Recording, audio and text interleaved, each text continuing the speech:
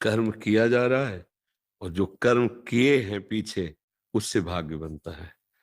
जैसे हमारे गोदाम में बहुत वर्षों का अन्न रखा हो, तो जो उससे आज पिसवा करके आटा बनाकर जो पा रहे हैं, उसे वर्तमान में जो शरीर बना है, वो भाग्य लेके आया, उन्हीं कर्मों का फल।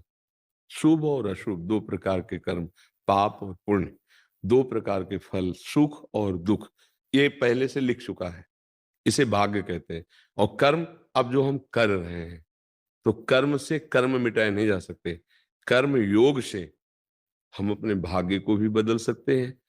और नवीन कर्म जब भगवान को समर्पित हो जाता है, तो भगवत प्राप्ति कराने में समर्थ हो जाता है, परम शांति परम सुख प्रदान करने में। तो कर्म कहते हैं जो अभी हम कर रहे हैं। कर्म दो प्रकार के होते हैं, एक विधि एक निषेध।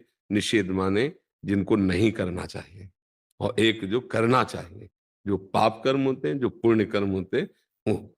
और जो भाग्य होता है, इन दो पीछे जन्मों में जो हमने किए, उससे भाग्य का निर्माण होता है इस जन्म का।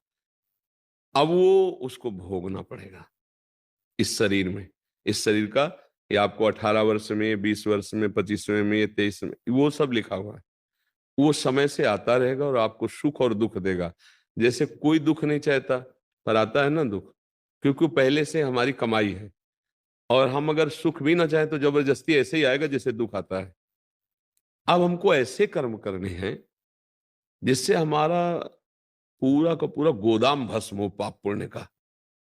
और जो प्रारब्ध भोग है, इसके लिए मुझे क्षमता मिले कि मैं सह जाऊं। और जो आगे के कर्म हैं, वो ऐसे निर्विकार हो कि मुझे बांध ना पावे, दुख न दे पावे। उसी के लिए अध्यात्म है, उसी के लिए भगवत चर्चा होती है। अगर हम प्रत्येक कर्म धर्म शास्त्र युक्त करें और भगवान को अर्पित कर दें और नाम जप करते रहें, सब ठीक हो जाएगा।